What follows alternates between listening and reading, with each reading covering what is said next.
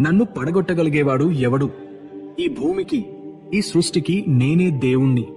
కాని ఒక రాత్రి కలలో కూడా ఊహించని ఒక భీకరమైన సంఘటన బాబిలోన్ రాజ్యాన్ని నిలువునా కదిలించింది. కత్తిపోటు లేదు, బాణం దాడి లేదు, లక్షల సైన్యం యొక్క శక్తి లేదు. కేవలం కంటికి కూడా కనిపించని ఒక చిన్న జీవి, ఆ చిన్ని ప్రాణి ముందు నమ్రుద్ యొక్క లక్షల సైన్యం కూడా చేతులెత్తేసింది.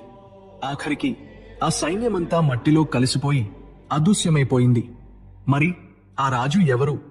అతడి పతనం వెనుక ఉన్న భయంకరమైన సత్యం ఏమిటి?